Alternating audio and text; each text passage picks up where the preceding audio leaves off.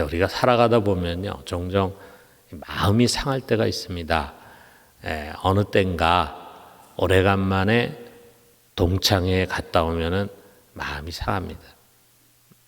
또 뭐 학부모 모임도 그럴 수 있겠죠. 사람들이 돌아가면서 자기가 갖고 있는 돈을 자랑하고 집을 자랑하고 남편 자랑하고 자식 자랑합니다.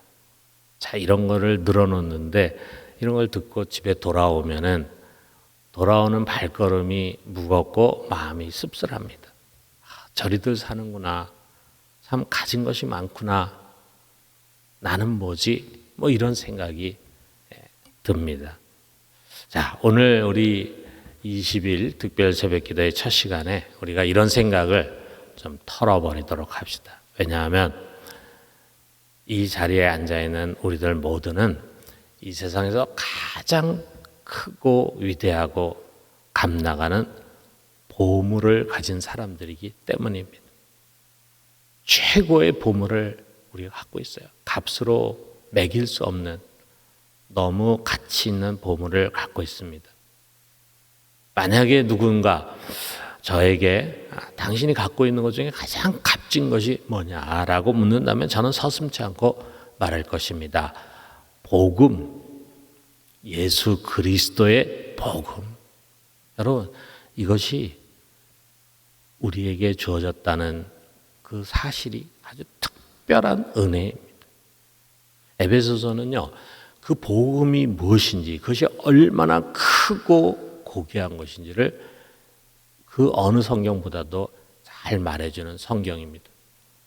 복음이라는 것이 그저 예수 천당, 예수 믿고 구원받는다 정도에 머무르는 것이 아니에요. 자, 그렇다면은 내 안에 와 있는, 내가 갖고 있는 이 복음이 무엇인가? 그 복음이라는 말은요, 우리가 성경을 보면은 비로소 신약에 와서 등장을 합니다. 왜 그런가? 그 전까지는 봉인된 비밀이었기 때문이에요. 그래서 이것을 우리 4절에 보니까 그리스도의 비밀, 또 우리 에베소서 6장 19절에 보면은 복음의 비밀이라고 말합니다. 비밀입니다. 이것은 이전의 모든 세대에는요, 감춰져 있었어요. 그런 하나님의 경륜입니다. 우리가 9절에도 보면 이런 말씀이 있어요. 영원부터 만물을 창조하신 하나님 속에 감춰졌던 비밀의 경륜. 자, 이 하나님의 감춰진 비밀의 경륜이 어떤 것인가? 우리 에베소서 1장 서두 부분에 강조가 되어 있는데 우리가 이거를 오랫동안 다뤘지만 다시 한번 우리 생각해 보면은 하나님께서 창세 전에 그리스도 예수 안에서 우리를 구원할 것을 예정하셨습니다. 그리고 그가 계획을 세웠는데 그 계획의 핵심은 속량, 곧 죄를 사하는 것입니다. 이것을 위해서 하나님께서 정하신 때가 되었을 때 그의 아들 예수 그리스도께서 육신으로 세상에 오셨어요. 그리고 그는 하나님의 대제사장이 되어서 단 한 번에 그러나 영원한 효력이 있는 제사를 드리셨습니다. 그리고 그 제물은 다른 무엇이 아닌 예수 그리스도 자신의 몸이었어요.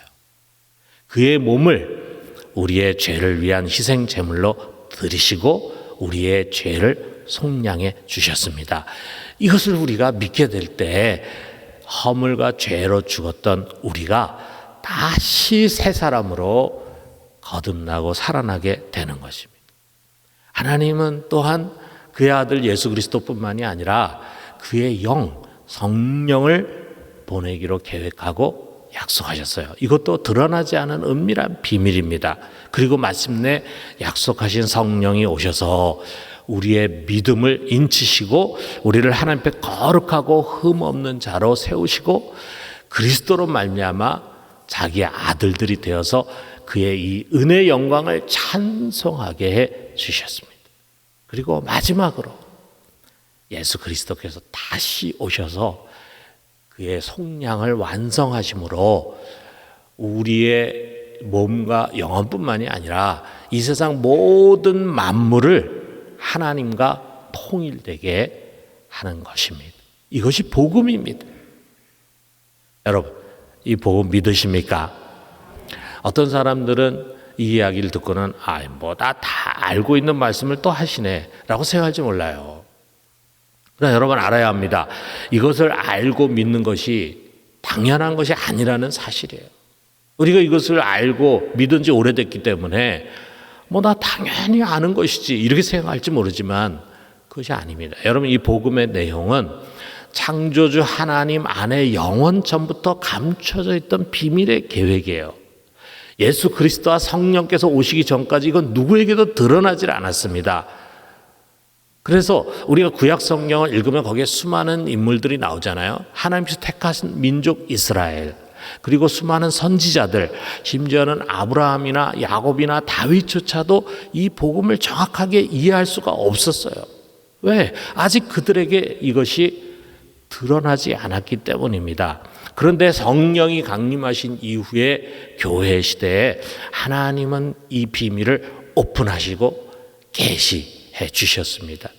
그리고 이것을 유대인뿐만이 아니라 이방인들에게도 알려주셨어요. 그래서 여기 5절, 6절 보면은 이제 그의 거룩한 사도들과 선지자들에게 성령으로 나타내신 것 같이 다른 세대에서는 사람의 아들들에게 알리지 아니하셨으니 이는 이방인들이 복음으로 말미암아 그리스도 예수 안에서 함께 상속자가 되고 함께 지체가 되고 함께 약속에 참여하는 자가 됨이라.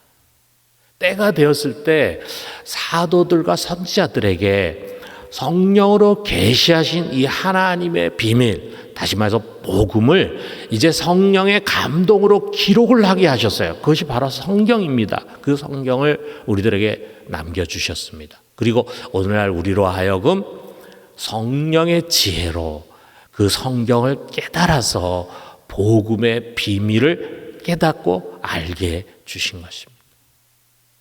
사랑하는 성도 여러분, 수많은 사람들 중에 다른 누가 아닌 바로 내가 이 비밀을 들었어요. 깨닫고 알고 믿는 자가 됐어요. 아니 하나님께서 수많은 사람 중에 나를 찾아오셔서 내 눈을 열어서 이 복음을 깨달을 수 있게 해주시고 그것을 믿는 믿음을 갖게 해주셨어요. 그래서 이 복음으로 말미암아 예수 그리스도와 함께 하나님의 상속자가 되고 그리고 함께 교회 지체가 되고 함께 약속에 참여한 자가 된 것입니다. 여러분 이것이야말로 최고의 선물이 아닙니까? 우리는 세상 어느 누구도 갖고 있지 못한 이 보배를 선물로 받은 자고 그것을 믿고 누리는 자고 그리고 그것이 성취되고 완성될 것을 소망하는 사람이 된 것입니다. 그러므로 여러분 우리 손에 쥐어진 이 복음이 얼마나 소중한 것인가를 이 새벽에 다시 한번 깨달읍시다. 이 복음은 모든 믿는 자에게 구원을 주시는, 죄를 없애주시고 영생을 주시는 하나님의 능력입니다. 사람을 살리는 힘이 바로 여기에 있습니다. 죽은 자가 사는 길이 바로 여기에 있습니다. 그러므로 바울은 이렇게 고백해요. 7절에 보니까 이 복음을 위하여 그의 능력이 역사하시는 대로 내게 주신 하나님의 은혜의 선물을 따라 내가 일꾼이 되었노라. 이 복음을 위하여 바울은 자신이 이 복음을 위하여 일꾼이 되고 이 복음을 위하여 고난을 당하는 것이 당하는 것을 마땅히 여기고 이 복음을 위하여 죽고 사는 자가 되었다고 말하고 있습니다. 여러분 바울뿐만이 아니라 이 복음을 받은 자는 다 누구나 복음을 위해 부르심을 받은 것입니다. 여러분과 저는 이 복음을 위해 일꾼된 자들을 통해서 이 복음을 들었어요. 그리고 이제는 믿는 우리가 바로 그 복음의 비밀을 맡은 자가 된 것입니다. 여러분 모두가 이 복음을 위해 사는 자가 되기를 주님의 이름으로 축원합니다. 자, 그 복음을 위한 사역이 어떤 것인가? 첫째로는 그래서 은혜의 선물이다. 바울은 자신이 복음의 일꾼된 것 자체가 은혜라고 고백합니다. 7절에 보니까 그의 능력이 역사하시는 대로 내게 주신 하나님의 은혜의 선물을 따라. 또 8절에 보니까 모든 성도 중에 지극히 작은 자보다 더 작은 나에게 이 은혜를 주신 것은 그랬어요. 바울에게 흑역사가 있잖아요. 교회를 박해했어요. 많은 성도들에게 고통을 주고 그들을 죽게 했습니다. 그래서 그는 항상 모든 성도들 중에 지극히 작은 자보다 더 작은 자다. 자신을 항상 이렇게 생각했어요. 그런 자신을, 가치 없는 자신을 불러서 복음의 일꾼이 되게 한 것은 전적인 하나님의 능력이고 은혜다라고 고백합니다. 여러분, 바울과 같이 하나님이 우리에게 이 복음 사역을 맡겨주신 것은요, 무거운 짐이 아니에요. 그래서 은혜입니다. 나 같은 죄인에게 이 거룩한 복음을 맡기시고 복음의 일꾼으로 삼으신 것 자체가 은혜입니다. 이것을 부담으로 여기지 말고 은혜로 여기고 감사하시기를 바랍니다. 둘째로, 복음을 위한 삶은 복음을 전하는 것이다. 바울은 복음의 일꾼에게 준 사명이 무엇인지를 분명히 알고 있습니다. 8절 하반절 보니까 측량할 수 없는 그리스도의 풍성함을 이방인에게 전하게 하시고, 아직 복음을 듣지 못한 자들에게 이 측량할 수 없는 그리스도의 은혜, 하나님 안에, 그리스도 안에 있는 하나님의 이 풍성한 은혜를 전하는 것이라 라고 말합니다.